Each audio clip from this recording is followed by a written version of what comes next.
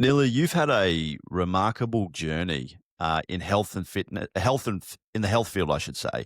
But can you talk a little bit about your background? How did you get to becoming a certified health coach as well as an author? Sure. Well, it started back in the early 70s. I'm a lot older than you. I'm going to be 70 in May.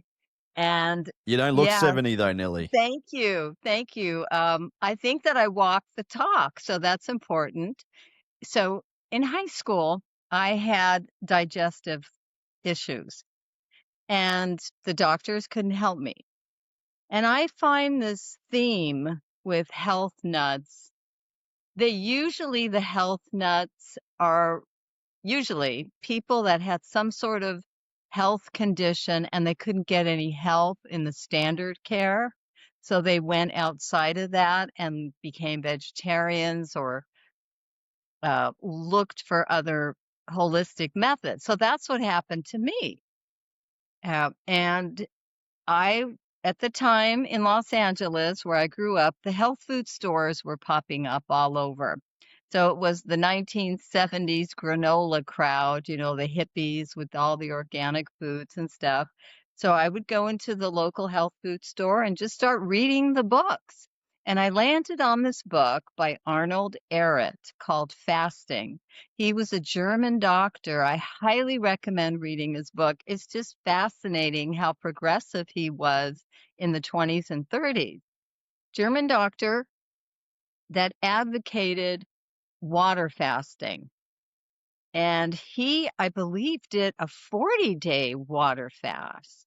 And then he wrote a second book that I read called The Mucusless Diet. So when I read the book on fasting, I was 18 years old and I told my mother, okay, I'm going to do a water fast for 3 days. She thought I was crazy. She took me to the doctor. The doctor said, no, she's not going to die. Let her do it. Right. And I never felt better. With like 3 days, it reset my gut. Now, right, 50 years later, we know that the gut is the second brain of the body, which I think it may be the first brain actually of the body. So doing that fast led me on a path of being a health nut. So I became a vegetarian at 18. Again, my mom took me to the doctor. She doesn't want to eat meat. What's going to happen to her? He was like, nothing. That's fine. Let her do it.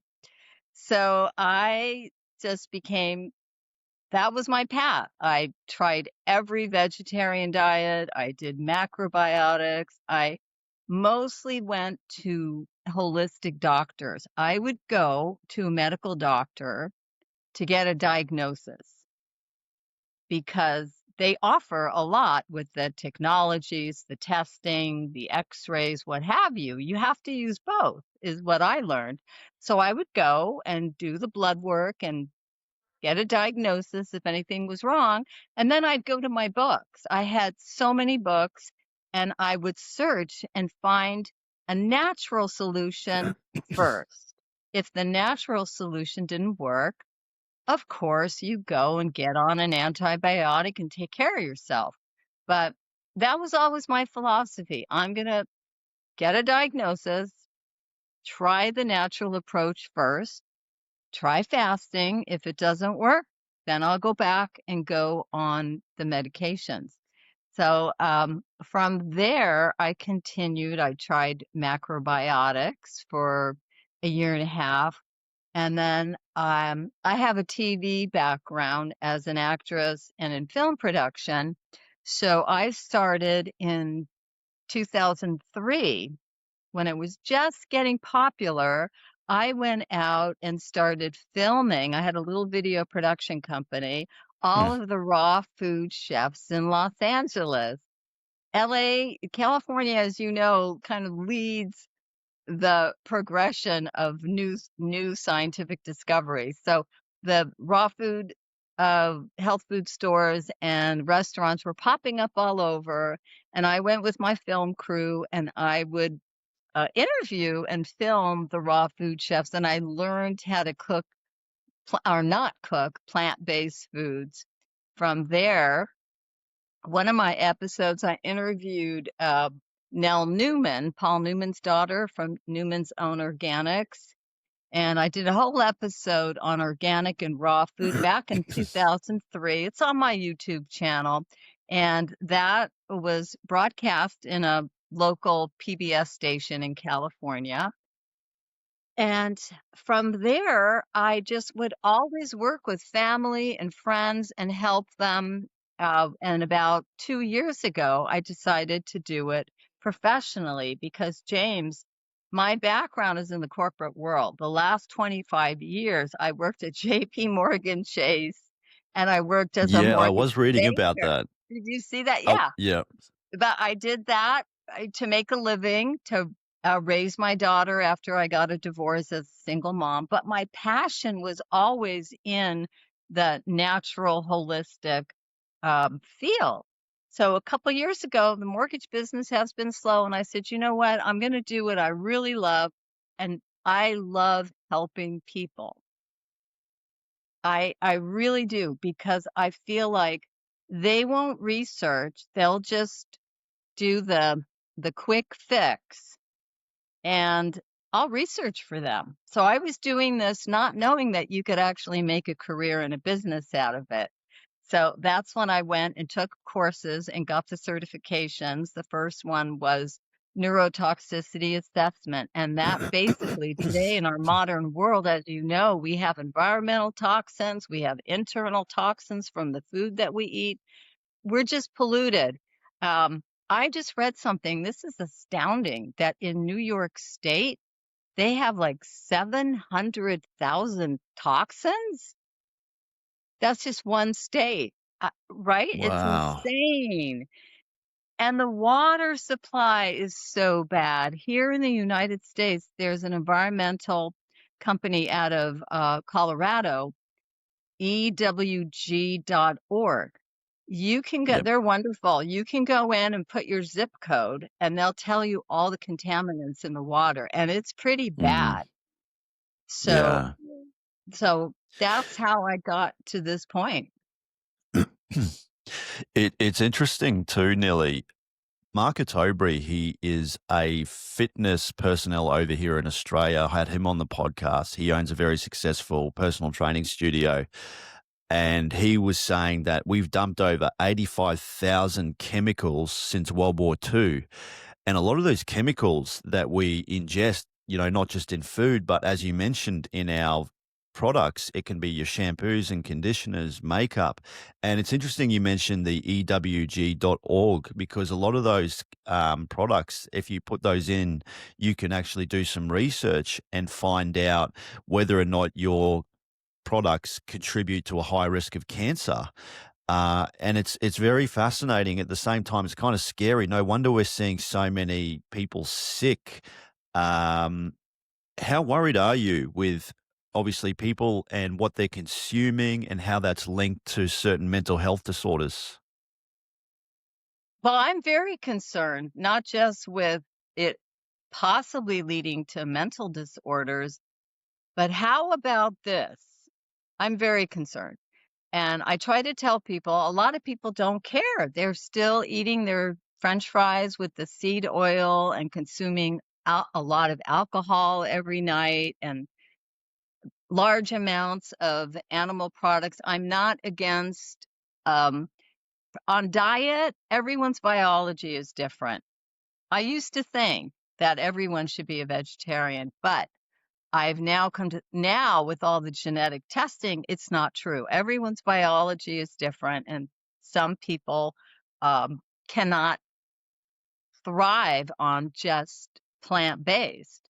But back to being concerned, yeah, I'm very concerned, and I wish that people would wake up and realize that, first of all, now we have I wrote a little ebook which if any of your audience wants it, I'm happy to email it to them for free. It's a small little ebook on microplastics Mm, because they're yep. saying that we're consuming about an inch of microplastics. My And it's gosh. It's getting they found it in the brain too. But here's what I wanted to tell you. I just read something that said in the 1920s or 30s, heart disease was very rare. Having a heart attack was very rare. As a matter of fact, when doctors would hear that there was a patient with heart disease, they would all run in and because they wanted to learn because it was so rare. Right? Wow. Why do we have it Wow. now? And they've told us, "Oh, it's because of the salt," and actually the right salt is good for you. So it's just a whole shift now. For example, fatty liver disease in children, that was unheard of. Yeah, it's crazy. It's alarming too. I was reading something as well too, Nilly, that a lot of the water that we drink, so contraception or the pill and a lot of those chemicals actually get flushed through the water pipeline, and we drink that, and then we ingest that, and that also wreaks havoc. It's an endocrine disruptor. Uh, I mean, how does someone navigate their way through all these pollutions and environmental toxins? Yeah. What should they do? You mentioned ewg.org, but how does someone, lower their risk of toxicity? Okay, that's an excellent question, and I think now that we pretty much have better answers. With functional medicine aims to get to the root cause. It's not here, take this pill for the rest of your life. And I ask you, has any prescription medication cured a disease or a condition? No. It just treats the symptoms for life. So now with functional medicine, um, spearheaded by doctors from the Cleveland Clinic, like Dr. Mark Hyman, who's a New York bestseller, and a lot of other physicians from reputable hospitals. The Cleveland Clinic is excellent. They're now leading the way with functional medicine, which does genetic testing and more in-depth testing. So here's the difference. The standard care blood work that people get typically will look for something that just showed up. So here's the difference. With functional medicine testing, a lot of it is based on your genes and your DNA, so they can find imbalances years, even decades before the disease shows up. So that's very exciting.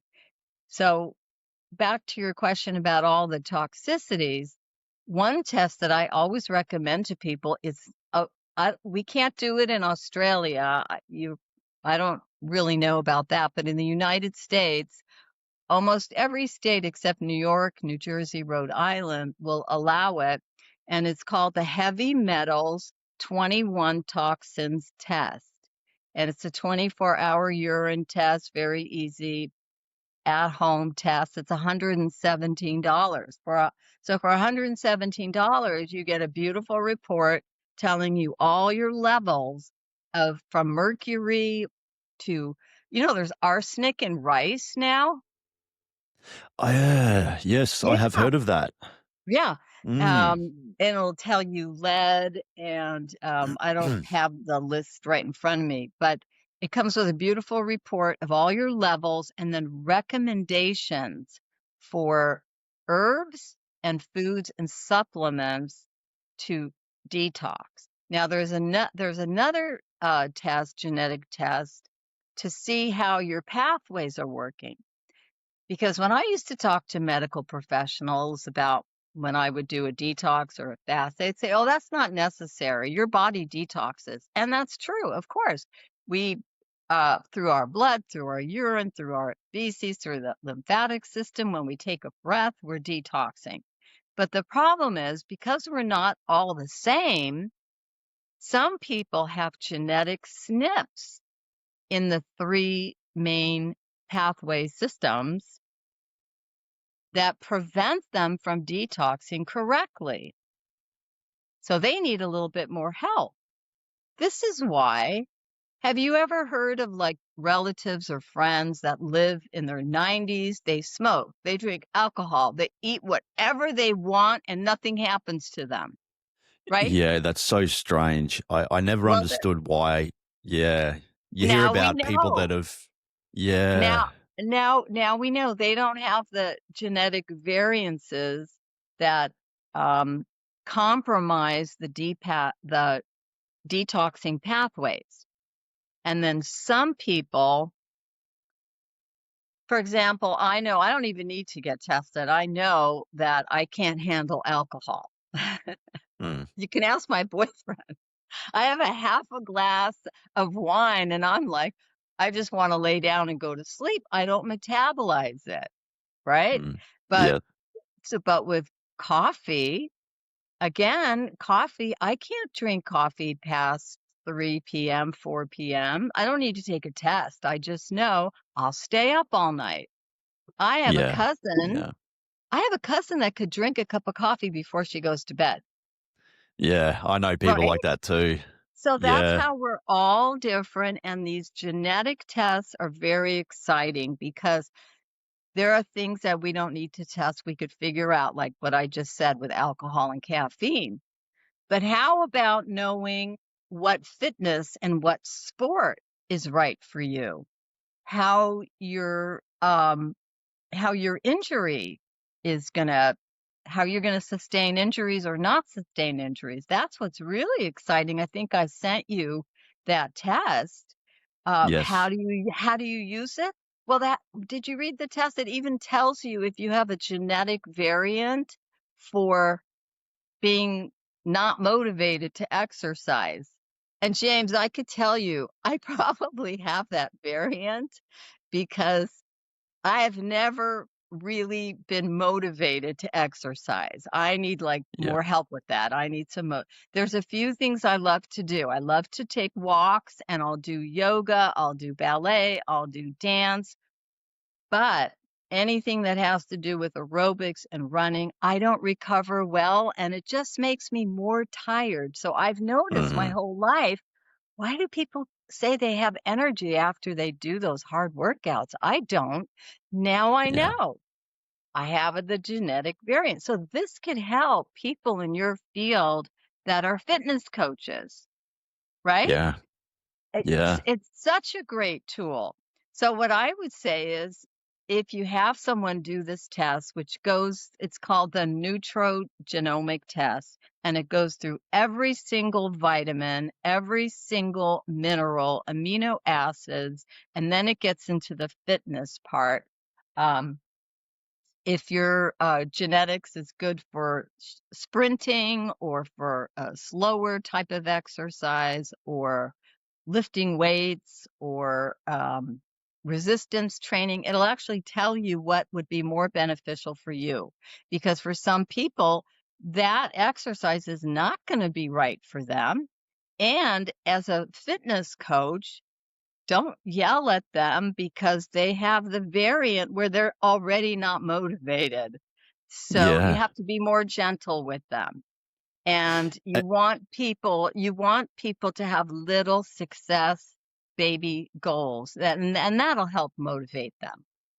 yes. Nili, your book, Symptoms and Toxins, The Art of Detoxing, it touches on some important information in regarding, detoxing for overall health and well-being.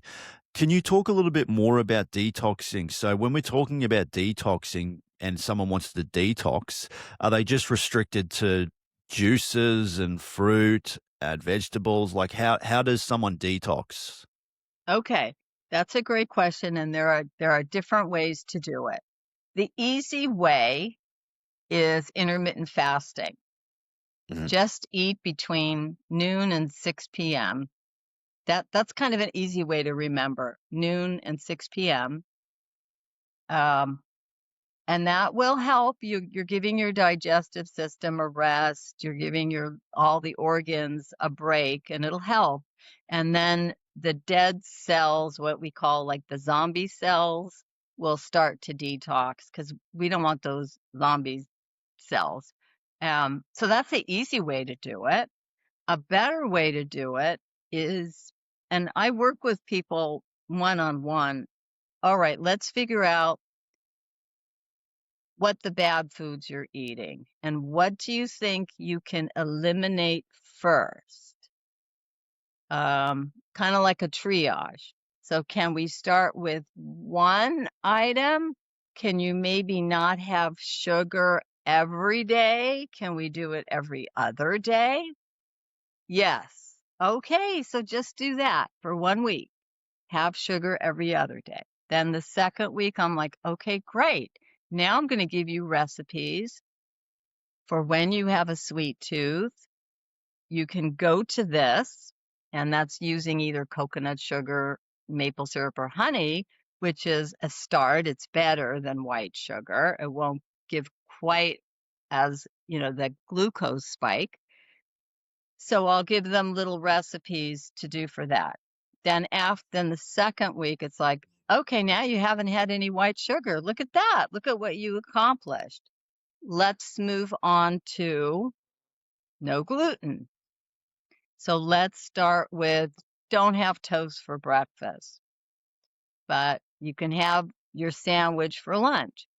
So now they're slowly adapting and getting used to something because it's very hard for people just to have that. I have a Mm. when it okay, I don't have the motivation gene to exercise, but I must have some gene motivation for nutrition because I have a very strong willpower.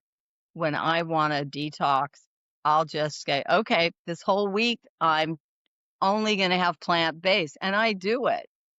But I understand that it's hard for people. So that's the approach, is just a little bit at a time.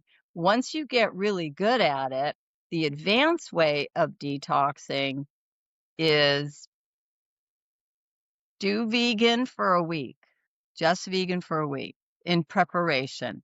The second week, you would want to do liquids all day. And I have different smoothies and different morning beverages to get your digestive going, and then have one vegan meal in the afternoon, preferably. And that's it for the second week. And then the third week, you're ready to do just liquid. And that could be a vegetable broth, juices that are not high on the glycemic index, that don't have a lot of sugar, more like vegetable juices, and some fruits that are okay, not the citrus ones. Yeah. And then doing everything fresh. And that would be your second week of just juices. And then if you could work into even a 24-hour water fast is so beneficial to do every few months.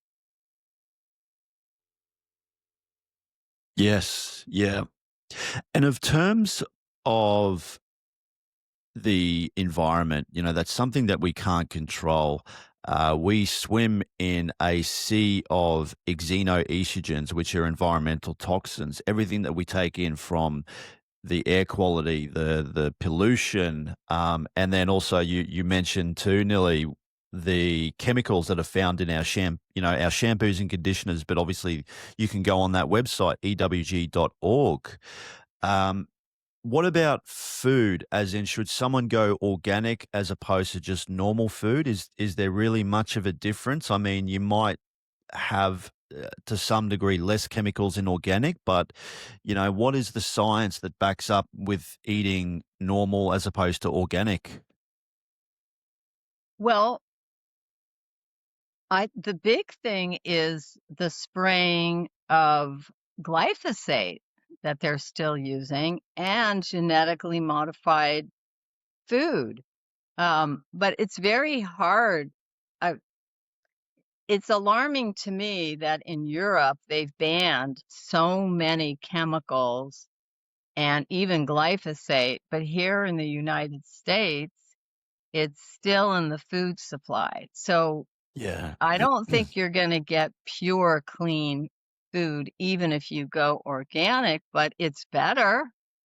And Mm. there's a list of, like, the dirty ones, definitely all of the berries, that's on the list of must be organic. I would say it goes by the skin of the fruit. Like if it's a banana, it has a thick skin. Maybe that doesn't have to be organic, but definitely berries, strawberries, blueberries, blackberries, and coffee, I heard was a Yeah. crop that's heavily sprayed with pesticide. Yes, I did hear about coffee. Mm. Yeah, and Yeah. even teas, I remember we used to drink a lot of herbal teas, but the soil is so polluted that now the teas, they're finding the fluoride, the chloride, the bromide. What's left, James? Not to eat or drink anything. I know, it's so hard, it's so difficult, people that are out there that are trying to eat healthy, doing all they can, watching what they eat, and then you just can't control it, it's just so difficult. Why don't they ban these chemicals in Western countries like America and Australia? Why are they still using them? Well, hopefully that's gonna change. I don't have the answer. I could just speculate. It's like any other big industry, big oil, big pharma. Yeah. It's political. It's hard to change that. Yes, yeah. But hey, you know The what? I don't know if you guys can get this app, but I have a tip for you. Are you mm, familiar with the yucca? no, Y what's that? uh, maybe I'm not pronouncing it, but it's Yuka. Check out that app. You can download it to your phone. I love it, and I tell everybody, when you go to the market, you scan the barcode for the food, and it'll rate it from poor Mm, to excellent. And then it will tell you why it's not good and all the bad stuff that's in it. And then it'll give you recommendations. yes, So yes, that app is excellent. It doesn't do supplements, but it'll do body and beauty products, shampoos, conditioners, anything that yeah. you put on your body. And I take that with me to the Yeah, okay. markets. What's the name of the app? Yako? Yaka? Yuka. Yuka. Yuka, yeah, Yeah. and you can find that in the Google Play Store. Yes. So you mentioned too, Nilly, that if someone wants to reduce their chemical exposure, so organic could be a good option. Going into the website ewg.org and typing in all those products that they use on a day-to-day basis, because that'll give you a reading of hazardous chemicals if they contribute to cancer and if it's carcinogenic. Yes. What other steps can people do to reduce their chemical exposure? What about eating canned fish, tuna and things like that? Because I heard that if you eat a lot of that, you have a higher risk of mercury poisoning. Yeah, that is true. I haven't had tuna from a can in decades, and I really don't eat that much fish anymore. Here's the what you're supposed to do with fish. The smaller the fish, the better. 'Cause if it's a big fish, that big fish ate a lot of little fish, Mm, and you're getting more mercury. So, just try to eat the smaller fishes. yeah. And what about plastics? Um, and I know that it's not a good idea to heat up plastic in the microwave. Oh my Uh, gosh, never. yeah, yeah, yeah. Well, so what can people do with cooking? What kind of pots and pans should they be using? Using glassware. What can they do in there?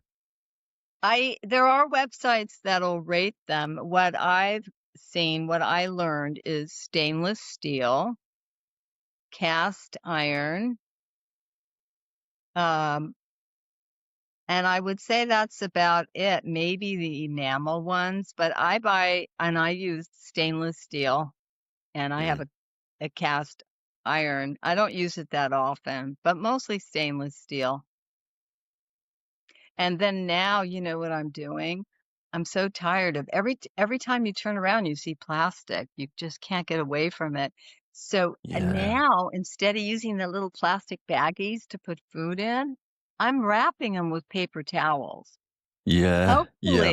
Hopefully the paper towels don't have plastic in them, but it seems to work. And here's a little trick that I found by accident. I will dampen a paper towel, and when I cut half an avocado, you know how it always turns brown fast? But Yeah. the dampened paper towel wrapped around, and then the next day when I took it off, that avocado looked almost like new. Because Isn't that I, interesting? well, I suppose that the food is still alive and the water is keeping it sustained.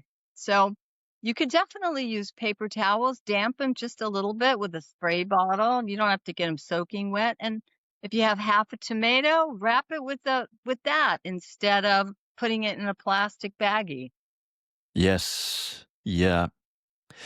Another interesting topic, Nili, is we are 100 times more stressed than our great grandparents were. They didn't have iPhones, they didn't have Galaxy phones and Android phones. Wi-Fi, I've heard also can contribute to, dirty electricity and what that's doing to your brain. Um, what is the research there with regarding mobile phone usage, Wi-Fi, and even I've read somewhere that Wi-Fi can be linked to um, certain complications with pregnancy. With women when they give birth, the baby's more likely to develop some sort of neurological disorder. What have you researched about that?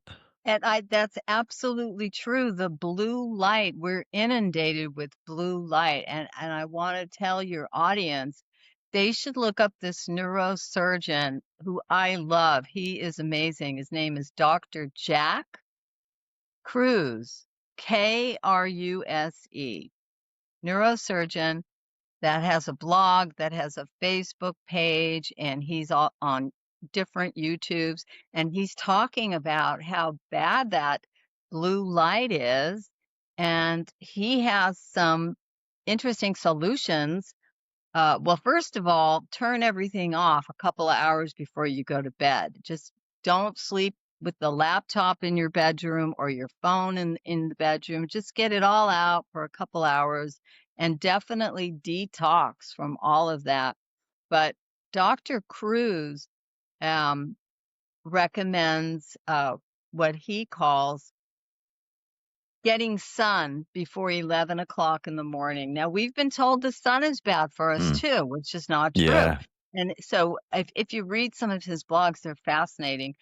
Getting 20 minutes of sun between 8 a.m. and 11 a.m. and looking with your face at the sun, letting it gaze over your eyes just for a couple of seconds will reset your circadian rhythm, will help with people that are having issues with weight loss. You know, a lot of those friends and people that are overweight and tell us, I really don't eat that much. I don't know why I can't lose the weight. And maybe we're like, oh, yeah, sure. You know, what else could it be? Well, it's not their fault because what happens is there's a hormone called leptin that will signal to your brain, basically a signal to your brain that you're full, you're satiated, you don't Mm. need any more energy. But a lot of people have a disconnect with that hormone and it's not circulating and getting, I'm just telling you the layman's terms, it's not Mm. signaling.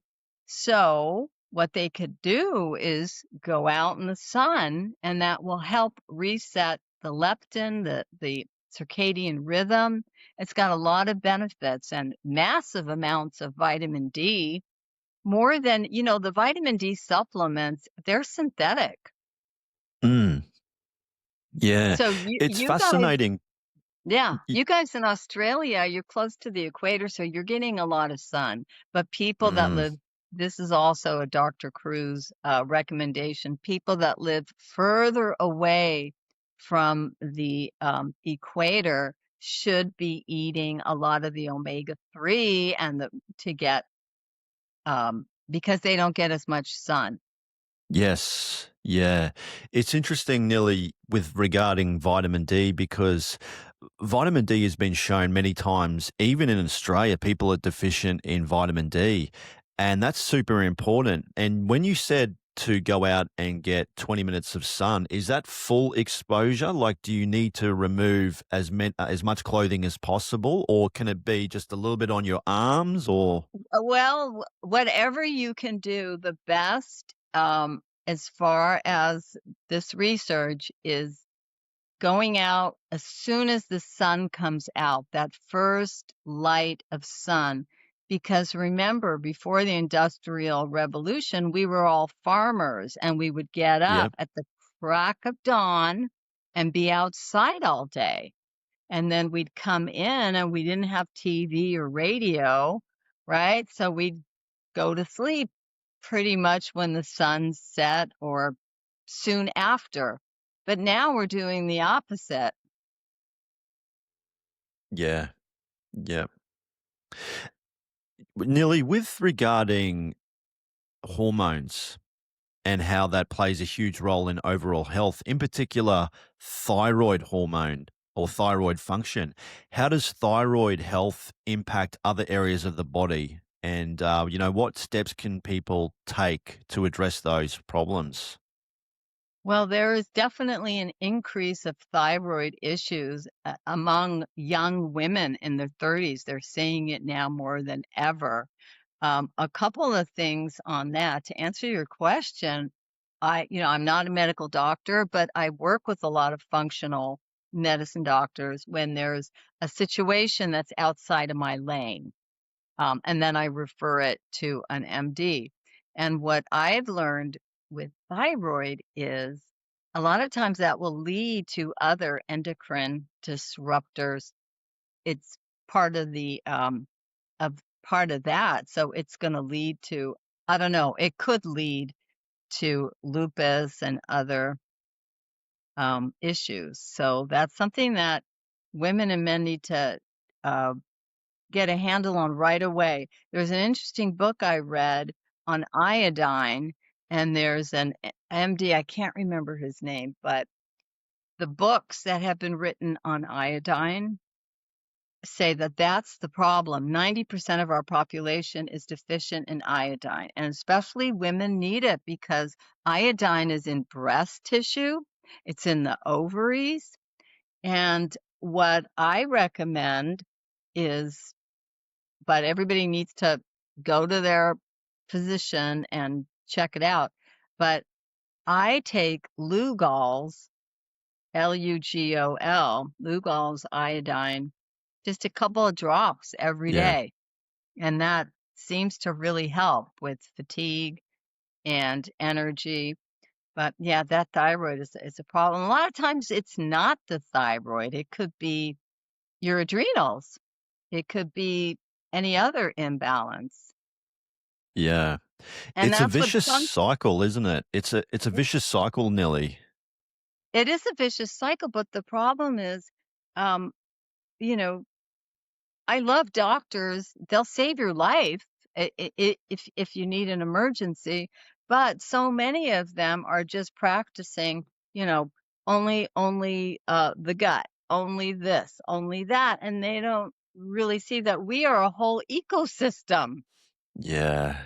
Yeah. And Yeah. one thing affects another, and if you go to a functional medicine doctor, that's the approach they'll have. They wanna get to the root cause.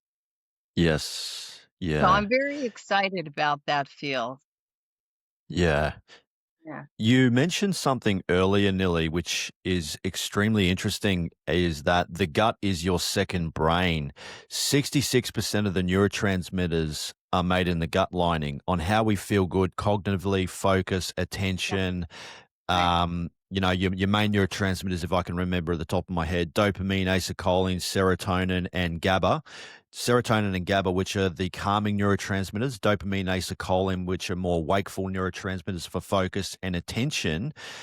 Something that's very interesting is people, if their diet is not very well nourished, if they don't get a lot of nutrients, that can also affect them mentally. Depression, anxiety are all linked from the gut. If people Yes. notice these symptoms, what's the first steps to address this? Well, we have very good functional medicine tests for the gut. There's a comprehensive one, um, and it will go through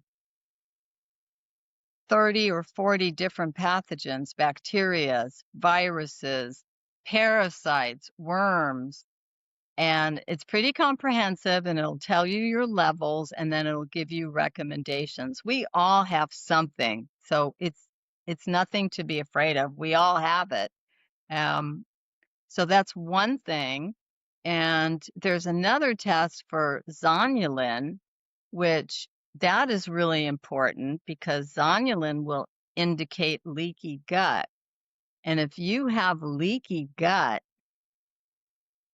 that could be a precursor to heart issues because with leaky gut, you're making small LDL particles, and the small LDL particles are going to get in your arteries. You want big LDL particles. And so Yes. there's some connection to the leaky gut.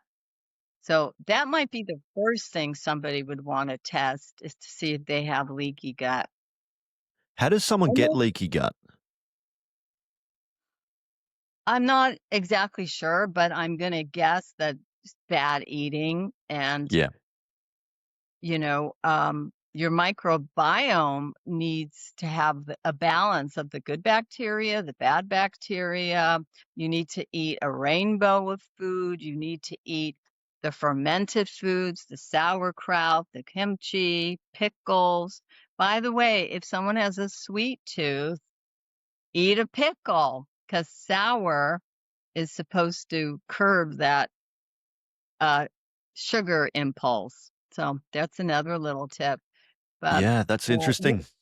yeah, and we need good probiotics and prebiotics. I go to the health food store because we have a lot of farms here, and most of the yogurts in the store are not very good. They're processed, and if you can learn, which I want to learn, how to make your own yogurt or go to a farm that makes it. It's expensive. I just bought like this much of yogurt from a farm health food store. It was $15, but it's worth it because it's great probiotics. And then you need enzymes for your stomach, especially as you get older, we lose the enzymes. So um, you can look for a good enzyme to take before you eat or with your meal, and that will help because we lose. It's interesting. The stomach has to be acidic and the blood should be alkaline. So if your stomach is not acidic, you can help it with what I just said, fermented food, yogurt, and taking an enzyme every day with your meal. Yes. Yeah. What's interesting as well, Nelly, is rest in peace to the late Charles Poliquin. He developed a biosignature modulation, which is the 12-point body fat test that correlates to specific hormones in the body. So you do this test, there's 12 sites, and where you store fat on your body is an indication of your hormonal profile. And one of Oh, the fascinating things as well is they've done some research on it, and a lot of the evidence does back up what he was talking about. So, for example, if you look at umbilical fat, where the belly button is, high levels of fat around your midsection is linked to cortisol, high levels of cortisol, which is your hormone. You need that obviously to wake up in the morning. It's an important hormone, right. but if your cortisol levels are high all the time, it shifts your body into fat storage mode. And that sort of goes hand in hand with insulin, with what you consume with high amounts of carbohydrates, high amounts of sugar, and things like that. But also, if we were talking about environmental toxins, chemicals that get leached into the food, and then we eat that with plastics and things like that.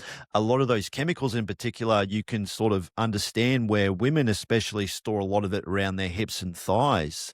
Have you done much research into body composition and fat storage and how certain chemicals we take in regarding food can also make us fat? To be honest, I haven't, but that is definitely sounds like, people should be very mindful of that. I know if you do the detox in the fasting, it will help with that for sure. Yes. It Yeah. and it's interesting because the brown fat is also in the organs, and that's not Mm. good.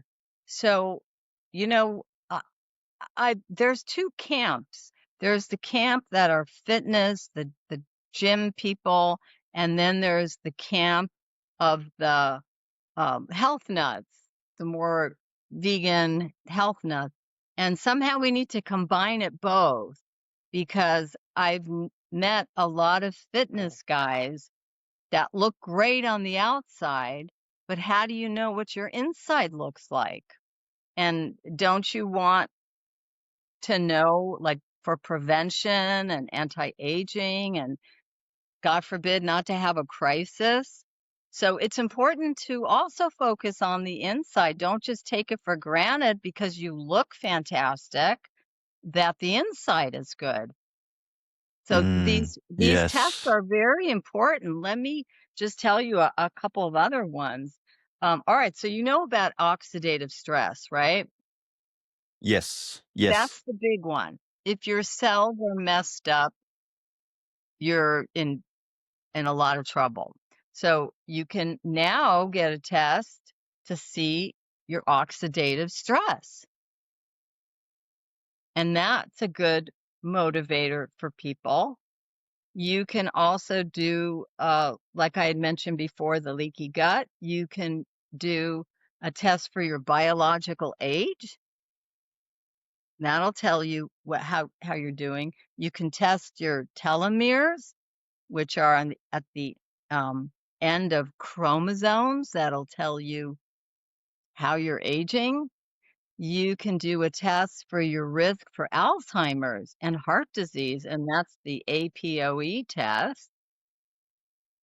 You can do the indican test in your urine to see if you have rotting protein in your gut. You can test for your methylation, and you can test for your glutathione, which I'm sure you know that's the master detox, Yes. right? Yeah.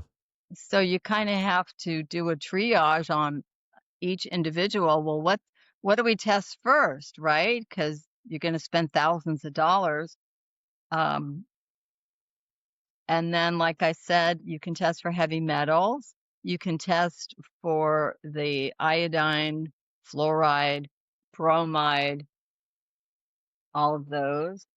There's one very comprehensive gut test that's called the GI map, and that'll tell you if you have H. pylori, zonulin. It'll give some answers for people that are suffering with IBS and other gut problems. Yeah. Let me see what else. Oh, there's a test now that can detect if you have DNA fragment shed by cancer cells. Wow. There's so many amazing tests. There's the one that I love that I sent you is the Nutra Evalve test. And for your fitness people, besides all the vitamins and minerals, it will list genetic variants for exercise behavior, Mm. motivation to exercise, power and strength, endurance, your muscle damage, fast twitch of the muscle fibers, right? And so you know what sport to get into. Yeah. your tolerance to pain, and the COMT, which is that signals pain and other things as well. Bone mass, Achilles tendon injury. Now, how can you use this? Well, you can use it if you're a fitness coach to help your clients. You can maybe use it um, if you're a young person and you want to get professionally into a sport and you kind of love them all, right? But why not know which sport you will excel in and then go in that direction? So it can help you decide if you want to go professionally, right? Like we watch some of these people in the um, running in the track, right? So they obviously have the genes for that fast endurance running. And other people, like I watch football with my boyfriend. I'm like, how do these guys take these crashes and pain? And it's just right. But other Yeah. people would never be able to play football. So I think it's you can utilize it in many different ways. Yeah. And are all these tests available online, Nilly, or do you need to see a functional medicine practitioner? You need to see a functional medicine practitioner or a coach like myself. I work with the labs through their physician services, so I can order them for people. And then, like I said, if there's anything that's alarming that's out of my lane, I would refer them to a good functional medicine doctor. Yes. Yeah. And what about children, Nilly? We know that children are being exposed to a lot of these chemicals, and that's doing a real number on their development. In particular, more and more boys now I'm hearing with ADHD, they're on the spectrum. And we were talking about Wi-Fi and dirty electricity and how that can contribute to, kids being developing a lot of neurological disorders. But what have you done with regarding the research on children? Well, I don't have children as clients, but I'm very concerned about the red dye. I think that's the one that stands out the most because I've had friends of mine that are teachers, and they tell me they can tell right away when the kid goes into the classroom if they're eating the colored cereal with all the dyes in them, the red dye, they could tell by their eyes as soon as they walk in the classroom. And then they can't focus and they have the ADD. So, but again, it could be if they have a genetic variant that can't tolerate it, and maybe some other kids can. But Yeah, that type of thing, you can just notice behavior. I would say that parents need education on nutrition and what to feed the kids. And when I went to school in Los Angeles, our elementary school in the 60s and 70s, we had our own cafeteria with our own kitchen. And I don't believe they do that anymore. yeah, yeah. There was an old black and white video, Nelly, if I remember correctly. It was a physical education program that 17, 16-year-old men were participating in. And that was kind of interesting too that, and you look at them, you look at this old black and white video, they're all fit. They're very fit, they're very healthy, they're quite muscular, a lot of these guys. And I remember when I was at school, Nelly, there was probably only maybe one kid that was slightly overweight. And now if you look at a lot of kids too, I think it's almost half of the classroom. You're seeing a lot more kids that are a little bit overweight. And I think, my God, what is going on, with the food that we're eating, and not just adults, like in Australia too, Nearly. I think it's 70% of our population are quite overweight. This is a huge problem. It gets worse like Yeah. every year. It's a really big problem. What concerns me now is that people are going to that shot that they're taking to lose weight, injecting. And from what I understand, we won't have the real results for 5 or 10 years, but maybe you know more about it than I do. What I understand is that the people that are losing weight are losing muscle. Yes. Yeah. I And ca muscle is also I'd caution people about going that direction. yeah, yeah. And muscle is a very important thing that you need to maintain as you get older. That's super important too. Absolutely. Yeah.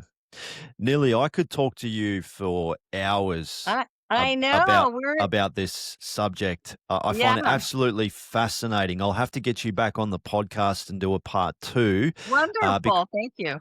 because there's so many interesting things I wanna talk to you about, and I think we didn't really touch on testosterone levels.